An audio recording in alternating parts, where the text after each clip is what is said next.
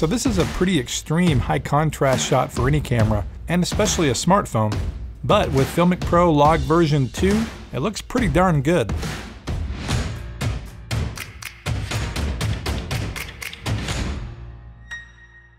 If you're new to our channel, we're all about sharing mobile filmmaking tools, tips, and techniques for indie filmmakers, YouTube creators, mobile journalists, and really anyone who wants to create better video using their smartphone. So this is the second part of our video looking at the new FiLMiC Pro Log version 2. My phone rang a couple weeks ago. Hello? And it was the guys from FiLMiC Pro. They actually didn't call me, they sent me a DM on Twitter. And they asked me to beta test the new app update. The biggest highlights are 12 stops of dynamic range on the latest iPhone XS. And this not only works on the latest phones, it will breathe new life into your older phones. You won't get as much dynamic range, but you will see big improvements. Oh, and they increased the bitrate. Some devices can get up to 140 megabits per second. To push the app to the extreme, I shot a test short film in a way that I would have never shot one before using FiLMiC Pro. And I'm going to show that at the end of this video.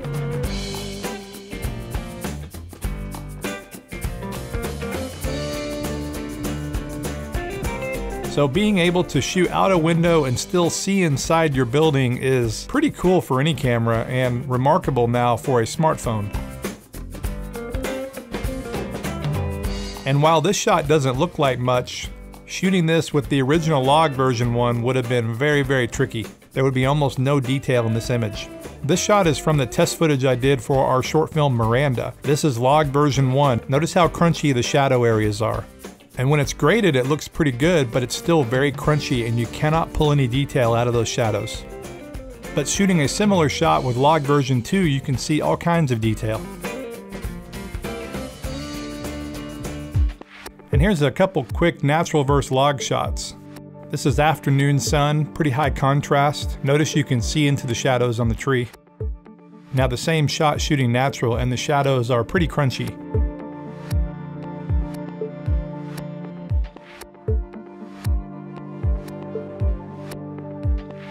Now in this shot, pay attention to the bright light bulb in the lamp. I'm actually seeing some nice highlight roll off right here, which was a big surprise. So if you've watched part 1, you've met our actress here. We're back in my studio and we're shooting some high contrast scenes here. The first one's here I auto exposed, so the camera's just averaging the exposure. And both look okay, but Log version 2 definitely has more detail in the image, highlights and the shadows. Now on the second setup, I set the exposure on the doll, so the background is more blown out. You're seeing more highlight detail with Log version 2, and the image isn't as contrasty. And here I brought the exposure down, setting it for the sky, so the doll is darker. But then on Log version 2 with the better dynamic range, she doesn't look nearly as contrasty. And it's probably the best way to shoot a scene like this. So now color graded before and after, and the auto exposure looks pretty good graded. The exposure set for the doll looks pretty good. The highlights in the background came down, but the color of the concrete is a little bit strange. And then the exposure set for the sky looks the best. And then if you want to take the grade a little further, you can do a power window around her and make it look pretty good. So as far as the way I'm color grading this stuff, I'm using Adobe Premiere Pro and our LUT Packs. Our LUT Packs were designed for Log version 1, but they work fine with Log version 2. The main thing you have to deal with is the saturation, and you just need to bring the saturation down.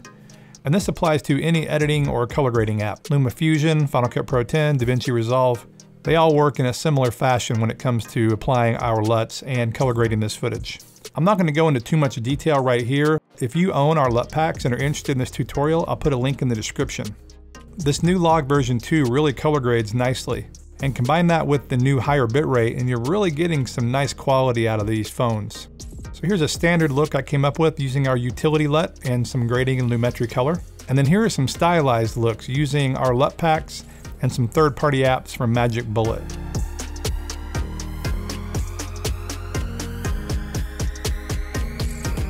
Okay, so I did some low light testing, and smartphones in general are not good in low light. That's just a fact, the small sensor. And I'm talking about the video side right now. Again, with computational imaging and photography, there have been a lot of gains made recently. And that's what's exciting about this stuff, is who knows what will be in store for video. And with this log version 2, it has been improved. Since on the iPhone, the aperture is fixed at 1.8, I can't close that down to do a low light test. And then I don't want to raise the ISO because we know what happens with high ISO. It gets super noisy. So what I did was I increased the shutter speed. I'm shooting at 24 frames per second, and this first one was shot at 196 shutter, ISO of 30. Now I increased the shutter to 1/192.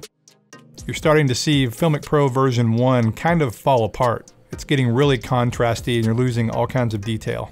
But version 2 is holding pretty well.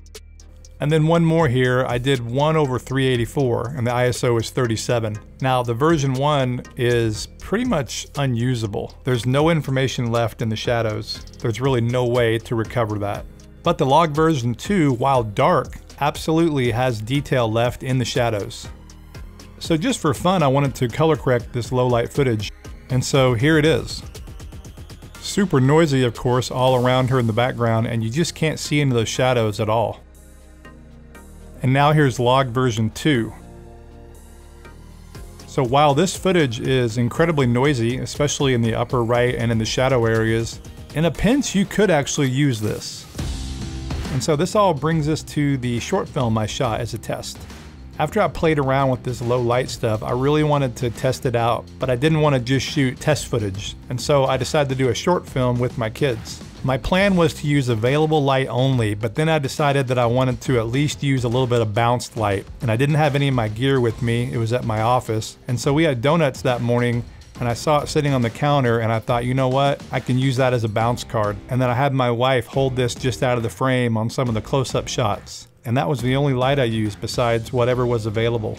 Everything was shot 24 frames per second. I did lock the ISO at 125, and I shot at 1/24th shutter.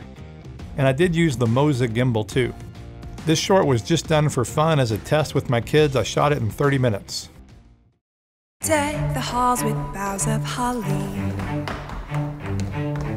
La la la la la la la la. 'Tis the season to be jolly. Tiggy? Tiggy?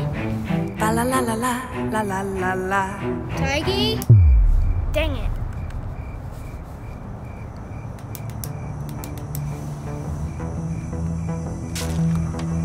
Tiggy, where are you, Tiggy? Tiggy, Tiggy, Tiggy, Tiggy,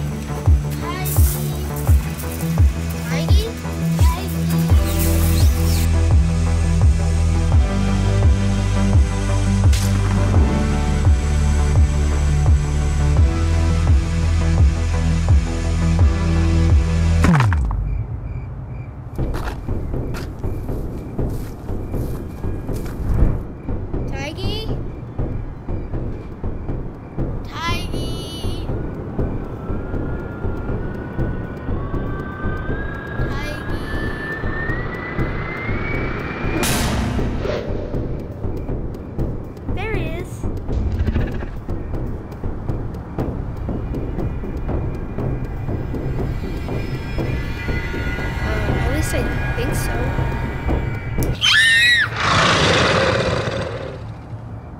So there you have it. Now if you start pixel peeping, the movie is definitely noisy. It's actually kind of muddy in places, but if you've seen any of my other films, you know that I rarely ever like to shoot log in low light. I learned the hard way in many cases, and the thing is, I'm even talking about shooting with light. Just in the shadows with log version 1, things can get really noisy if you're not careful. And then this example here at the beach, this is a bright sunny day. I'm just under a cover and the noise is out of control. Now this was high ISO because I had an ND filter on. This would be unlikely to happen with log version 2 now. So this was one of the first shots I did, and it was still kind of light outside. And it required a little more color grading to make it look like nighttime. And then this shot was in near darkness and required very little grading, just some color adjustment more or less. And then I did denoise all this. And then the close-ups of the kids near the end are where I had my wife standing off camera with the flashlight and the bounce card, or the bounce donut box. And this was actually pitch black outside, and it's really interesting that you can see stuff behind them. But I've got to say, log version 2 is a pretty serious update. My previous advice was to shoot log footage only in bright conditions, and you really got to nail that exposure.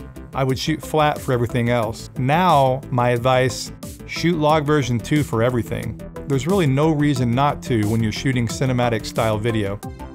Please give us a thumbs up if you like this video. Subscribe if you haven't already. Thanks for watching, guys, and we will see you in the next one.